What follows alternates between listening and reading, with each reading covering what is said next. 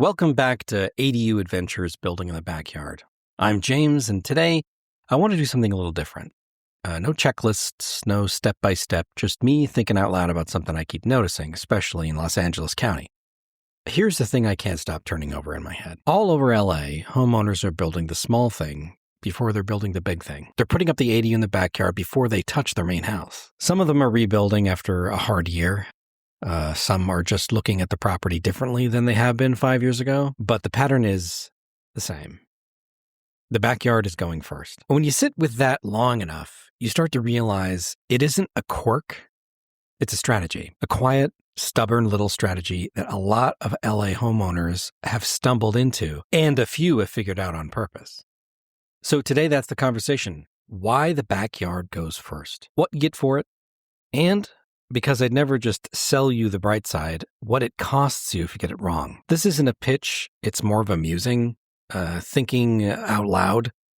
Think of it as the long version of a conversation we'd have over the back fence. But before I make the case for any of this, let me tell you why I get to make it. I didn't come to ADUs from a spreadsheet. I came to them by living in them. I was born in Mission Viejo, California.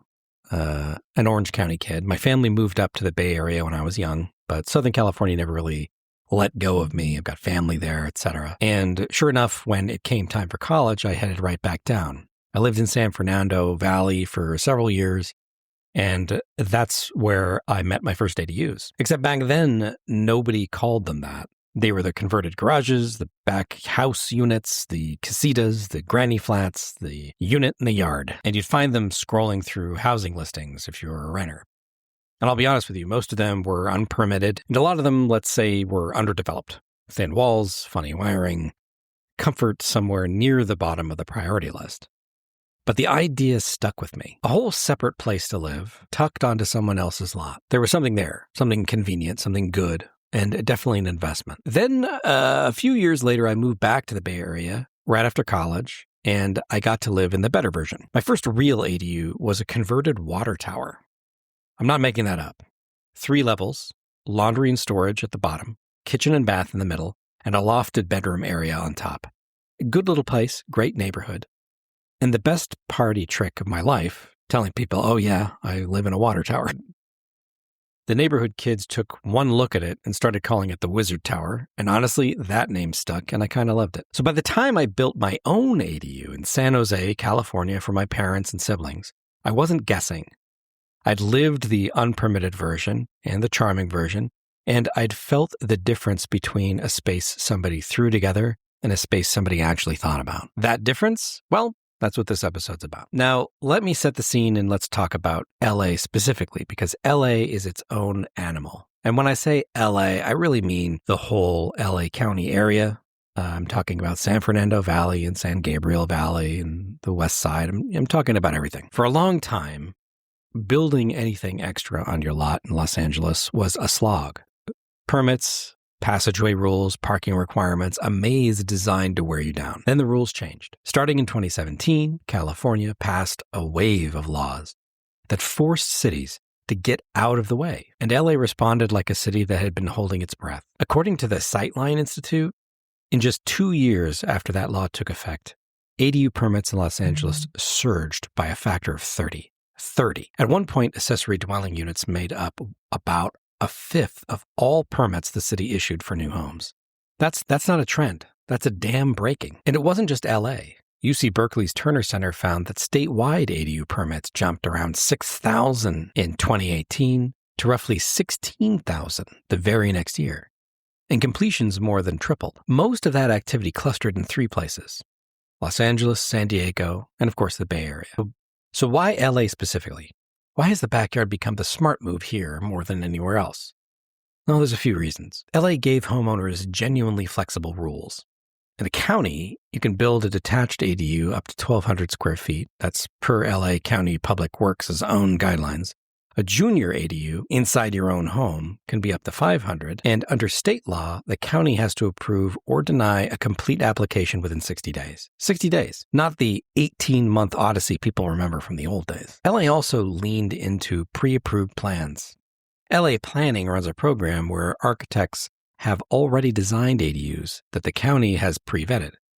So you can pull a plan off the shelf and skip a big chunk in the review. And then there's the part nobody planned for. After the January 2025 fires, Palisades and the Eaton fires, which the Associated Press reports destroyed about 13,000 residential properties, the state moved fast on housing. Los Angeles County's own recovery office documented that the governor issued an executive order specifically to make it easier to build ADUs, to give displaced families a place to live while the long road of rebuilding played out. Think about what that did to the mental model. For a lot of LA homeowners, the ADU stopped being a someday maybe project.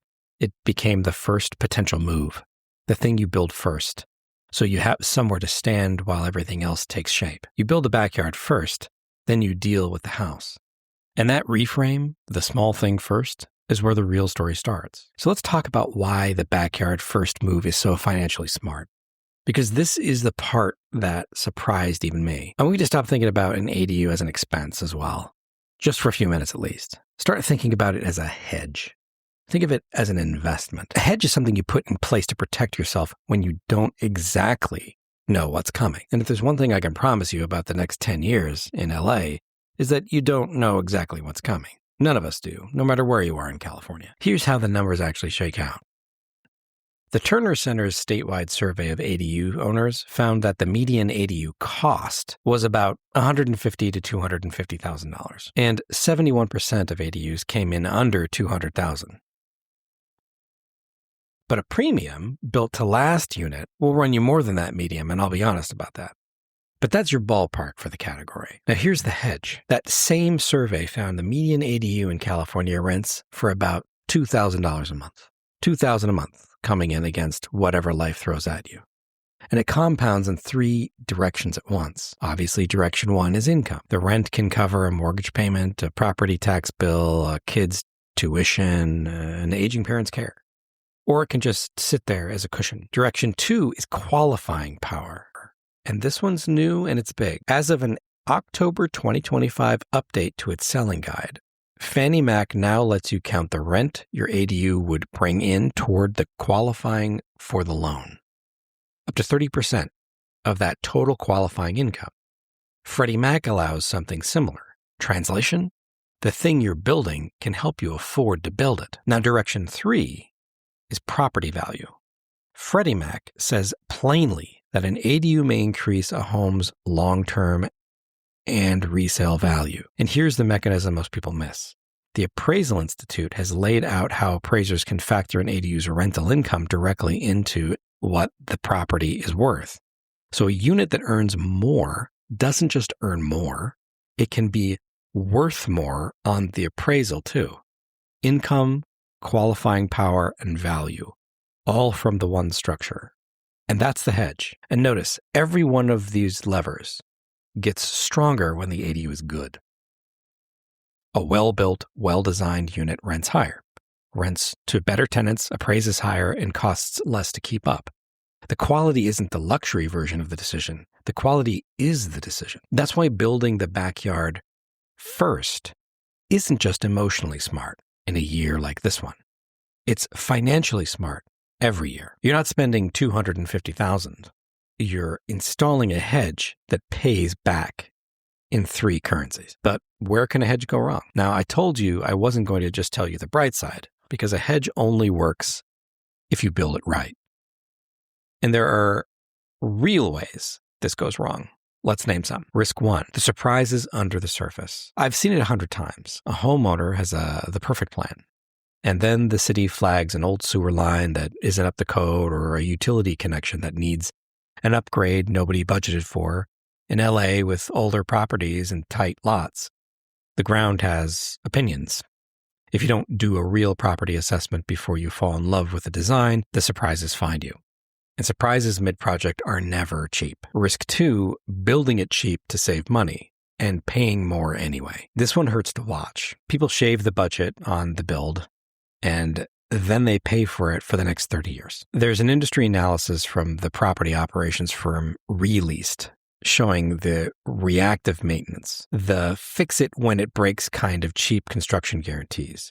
Runs about 25 to 30% more than preventative well-built system. You don't save money, you just defer it with interest. Risk three, and this is an LA-specific one, fire and insurance. If you're building in or near a high fire severity zone, your ADU needs to be hardened for it.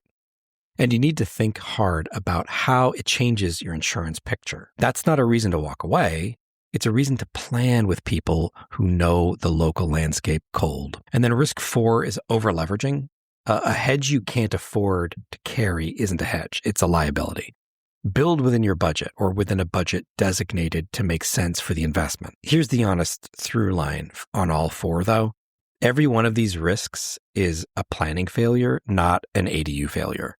The unit isn't the gamble. Going in without a clear-eyed plan is the gamble. Do it right, and the risks shrink to almost nothing.